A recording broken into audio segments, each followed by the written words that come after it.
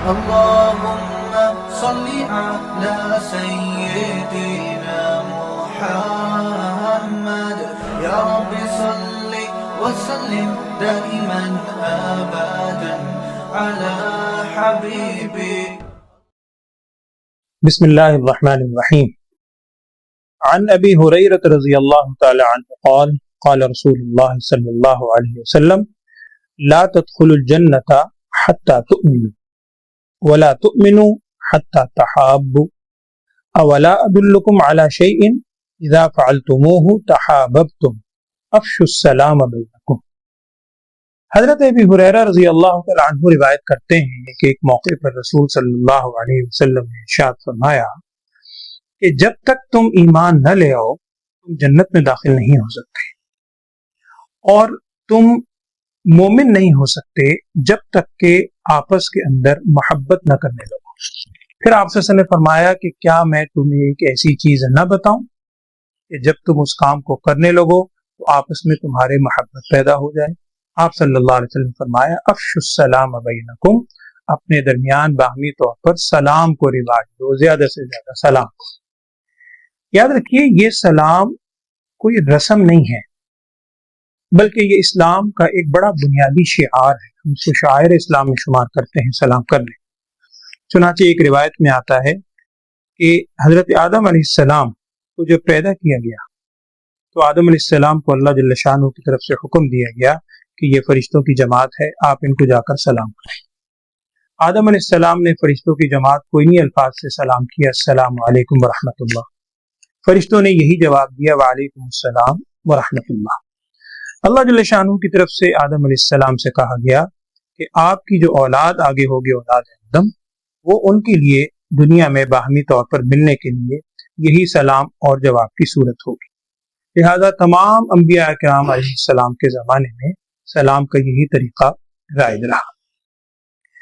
پھر اس میں ایک چیز اور ذہن میں رکھیے گا کہ سلام کرنا اور سلام کا جواب دینا. سلام کرنا ایک سنت عمل ہے. ایک شخص سلام کرتا ہے وہ سنت پہ عمل کر رہا ہے، اور جس کو سلام کیا جائے اس کو سلام کا جواب دینا یہ واجب عمل، یہ واجب.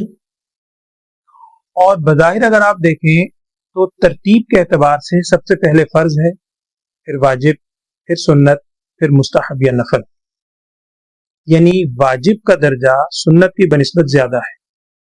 لیکن یہ ایک سوال بھی کیا جاتا ہے کہ وہ کون سی ایسی سنت ہے جس کا ثواب واجب سے زیادہ ہے. تو جواب میں یہ چیز سمجھائی جاتی ہے سلام کرنا، یعنی سلام کرنے والا سنت پہ عمل کر رہا ہے، جواب دینے والا وجوب پہ عمل کر رہا ہے، لیکن سلام کرنے والے کو بنسبت جواب دینے والے کے ثواب زیادہ ہے. تو السلام علیکم ورحمۃ اللہ یہ اسلام کا ایک بہت بڑا شعار ہے. آج کل غلط فہمی سے ہمارے ہاں ایک چیز اور بھی رائج ہے. ہم جب کسی کو سلام کرتے ہیں، دوسرے کی بھی کوشش ہوتی ہے کہ وہ سلام کرے، تو بعض اوقات سننے میں یہ چیز آتی ہے کہ فرض کریں میں نے آپ سے کہا السلام علیکم، اب جلدی میں نے کہا السلام علیکم، دوسرے نے بھی فوراً السلام علیکم السلام علیکم، وہ بھی بے ساختہ زبان سے وہی کہہ دیتا ہے. یاد رکھیے جو طریقہ ہمیں شریعت نے سکھلایا ہے اسی طریق پر جواب دیا جائے گا. اگر السلام علیکم کہا جائے تو جواب میں وعلیکم السلام ہی کہا جائے گا. اسی طرح ایک حدیث کا مفہوم ہے کہ ایک مرتبہ آپ صلی اللہ علیہ وسلم تشریف فرما تھے، ایک صحابی آئے باہر سے، انہوں نے آ کے الفاظ کہے السلام علیکم. نبی صلی اللہ علیہ وسلم نے جواب ارشاد فرمایا اور ساتھ یہ کہا عشرۃ، 10 کے لفظ کا. ایک دوسرے صحابی آئے، انہوں نے کہا السلام علیکم ورحمۃ اللہ. آپ صلی اللہ علیہ وسلم نے جواب دیا اور ارشاد فرمایا 20. ایک اور صحابی آئے، انہوں نے کہا السلام علیکم ورحمۃ اللہ وبرکاتہ. تو رسول صلی اللہ علیہ وسلم نے جواب ارشاد فرمایا اور بعد میں فرمایا کہ 30. پھر آپ صلی اللہ علیہ وسلم سمجھایا کہ جو پہلا شخص آیا تھا اس نے مجھے ایک دعا دی، السلام علیکم، آپ پر سلامتی ہو، سلامتی کی دعا دی. میں نے جواب دیا اور میں نے کہا اس کو 10 نے کیا. دوسرے شخص نے 2 دعائیں دی، السلام علیکم ورحمۃ اللہ، میں نے جواب دیا اور کہا اس کو 20 نے کیا. تیسرے شخص نے 3 دعائیں دی، السلام علیکم ورحمۃ اللہ وبرکاتہ، تو میں نے کہا کہ اس کو 30 نیکیاں ملی۔ تو یہ سلام کرنا ایک دوسرے کے لیے نیکیوں کی بہت بڑی ایک دعا ہے۔ اور یہاں یہ چیز بھی ذہن میں رہے کہ یہ سلام مسلمان کو کرنے کی اجازت ہے، غیر مسلم کو ہم اس الفاظ سے سلام نہیں کہیں، بلکہ نبی صلی اللہ علیہ وسلم جب خطوط لکھا کرتے تھے تو اس میں لفظ لکھتے تھے کہ السلام علی من اتبع الہدی، کہ سلامتی ہو اس شخص پر یا اس ہستی پر جس کو اللہ تعالیٰ نے ہدایت دی، جو ہدایت کی پیروی کرتا ہے، اتباع کرتا ہے، اس پر سلامتی ہو۔